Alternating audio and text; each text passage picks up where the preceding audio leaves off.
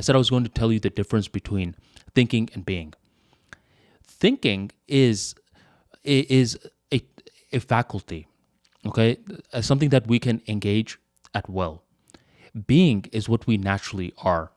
So let me give you two examples. First, let's say I ask you, hey, what's the capital of Idaho or something like that? And you don't know.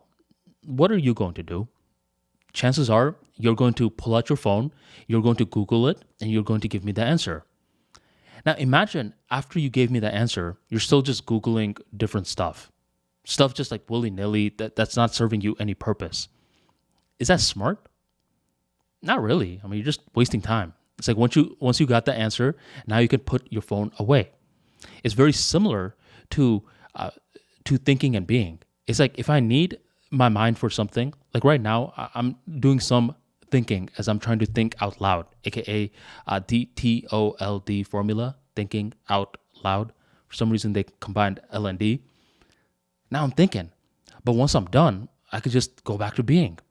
Now, being is my present state. So I'll give you a more comical example. Imagine there's this alternate universe, okay? It's very similar to this current reality that we live in. But people are a little strange. They're over here, like they have their phone, and they're over here just glued to their phone, right? They process their entire life just with their face on their phone. They'll be like, hey, do you want to hang out? The other person accepts. They're hanging out, and they're over here just like texting each other the entire time. So one day, one day, what happens is there's a guy that's like over on his phone, right? He's just looking at it because this is just the norm in Digiverse. And there's a guy that's next to this fellow. Let's call the guy that I'm speaking of right now, let's say his name is Alex. Alex is over here looking at his phone. He's searching something. And the person next to him in the bus stop just keeps coughing. And he's coughing very loud. And he's coughing in a way that's getting Alex to lose his concentration. Eventually, what happens is Alex is like, he's trying to type. The other guy's like, and Alex is like, will you please knock it off?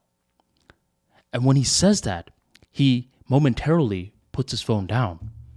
And once he puts his phone down, he begins to look at the world around him, and he sees that there's an actual world around him. And that's when he makes a breakthrough. He's like, wait a minute, my phone, it's simply a tool. It's not who I am. So I'll only use the tool when I need it. Other than that, I'll just live in the present moment. So now Alex is over here going to his friends and he's like, hey guys, put your phone down. This is just a tool.